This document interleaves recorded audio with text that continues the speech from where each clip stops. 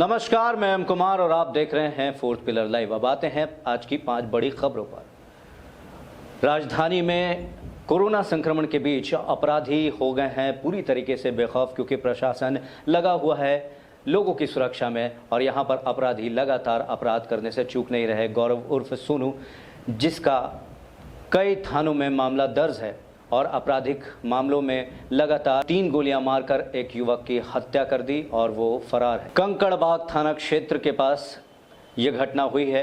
ये वहीं की घटना है और पुलिस फिलहाल इसकी पड़ताल में लगी हुई है। आइए देखते हैं।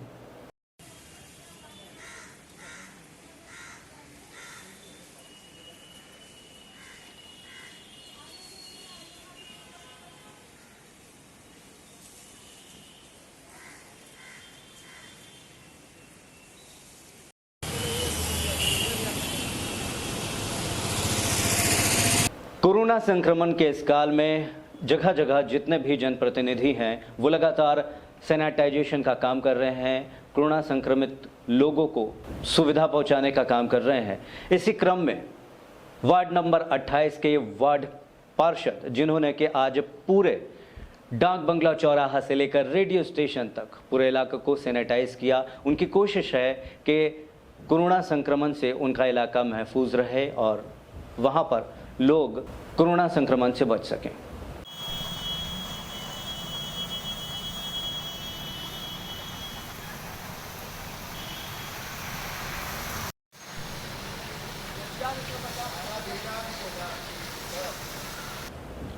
जाप प्रमुख पप्पू यादव ने कहा कि गांव से लेकर सचिवालय तक की स्थिति अभी बहुत ज़्यादा बिगड़ी हुई है। पूरे शहर की हालत खराब है। सरकार अगर स्थिति पर काबू नहीं पा सकती तो उसे शान ही खोल देना चाहिए, क्योंकि यहाँ पर लगातार लोगों की जान जा रही है। दवाइयों की कालाबाजारी हो रही है, ना ऑक्सीजन उपलब्ध है ना ही दवाइयाँ। ऐसी स्थिति में कोरोना संक्रमित सभी मरीजों की स्थिति बहुत ज़्यादा खराब है। सरकार को हर हाल में जनता की सुधि लेनी ही चाहिए। इस देश की बदनसीबी क्या है वो मैं आपको बता रहा हूँ भैया। इस देश की बदनसीबी है कि अर्नब गोस्वामी के मामले में रात को सुनवाई करने वाली जो सुप्रीम कोर्ट है, जिस पर हम सबका विश्वास है, 1 हफ्ता के बाद ऑक्सीजन पर सुनवाई होती और उसका निराकरण कुछ नहीं निकलता।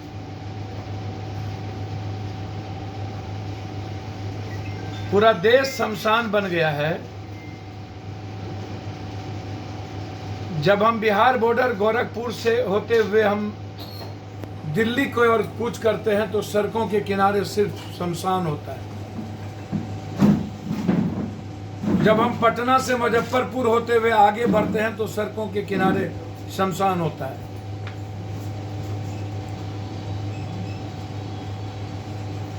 इस देश की विडंबना देखिए। हमारे देश के आज पत्रकार, आज तक के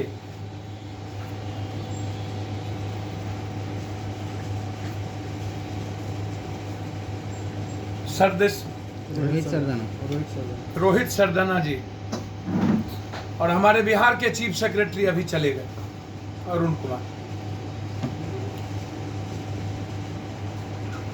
गांव से लेकर झोपड़ी से लेकर सचिवालय तक और अस्पताल से लेकर शमशान की हालात है। ये 48 लाश हैं। 48 लाश में हो सकता है 7-8 लाश कोविड ना हो। ये गिनती से मैंने 48 लाश गिने हैं।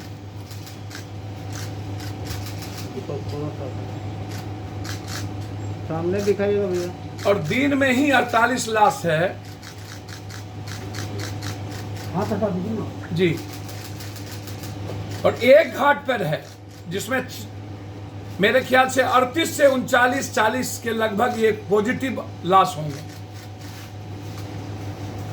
और इस लाश के लिए वहां 6,000 से 15,000 तक रुपया लिया जाता है जलाने के लिए। उसके भी वीडियो है मेरे पास। मेरे सामने 6,000 रुपया लिया गया लाश जलाने के लिए। पटना के कुर्जी मोड़ के पास आज एक अजीब सी घटना घटी। एक पुलिसकर्मी और नेवी के जवान के बीच हाथापाई हुई। स्थिति काफ़ी ज़्यादा खराब हो गई। घंटों तक दोनों आपस में भिड़ंत करते रहे, लड़ाई करते रहे। लड़ाई की वजह यह रही कि युवक ने गाड़ी चलाते वक्त हेलमेट नहीं पहना था। इस बात पर जब पुलिसकर्मी ने उसे रोका तो आपस में दोनों की हाथापाई हो गई। पुलिस फिलहाल इस बात की जांच पड़ताल में लगी हुई। चालान देने के लिए रेडी है, आप बोलो चलान के लिए, मैं एटीएम कार्ड निकालने के लिए रेडी हूँ। तब तक इतना में इसने हाथ चला दिया मेरे ऊपर। बोल रहा था बाद में मास्क बोल रहा है कि मास्क पहनो। मैं बोला ठीक है, बोलने के लिए मैं एक बार ऐसे मास्क उतारा हूँ। उसके बाद इसने थप्पड़ मारना स्टार्ट कर दिया। इसके तरफ कैमरा घुमाया। इसके बाद इनके पास मास्क है तो मास्क दिखाइए। आपको मालूम है कि मास्क पहनना है, अलाउ है? मास्क किसने चिल लिया है? पढ़ना है, ये मेरे को पता है सर। क्यों नहीं पहने थे मास्क? मैं मास्क पहना था, ये मेरा मास्क नहीं कर दिया है। देखिए वहाँ गिरा हुआ है मेरा भैया का मास्क। देखिए वहाँ जाइए, पहले इलाज कराइए ना, चोट है, जाइए तो इलाज कराइए। अरे यार हम इसी गाड़ी भेज देंगे, सब कुछ भेज देंगे। अब लौटा कर लीजिए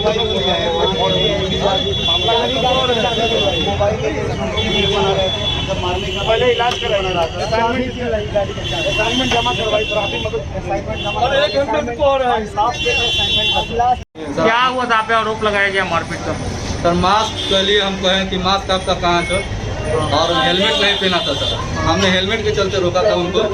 तो जब अंदर आए तो बोले कि सर आप हेलमेट नहीं पहने तो हेलमेट का फाइन है। तो फिर पूछा कि सर आपका मास्क कहाँ है, तो कहा कि मास्क नहीं मास्क पहनने वाला मास्क होता है। मैंने गाली गलौज किया, बोला कहता है कि जो मास्क पहनता है वो बुर्बक होता है। तो हम कहेंगे सर हम लोग जो पहने हैं हम लोग बुर्बक हैं। तो कहे आप बुर्बक बोलिएगा। तो वो हाथापाई करने लगा सर से, दरोगा जी से। आप कुर्सी गिरा दिया, अपने आप गिर गया खिड़की के पास। कह रहा है कि हमको मारा है। हम कहेंगे भैया आपसे हम क्यों लड़ाई करेंगे।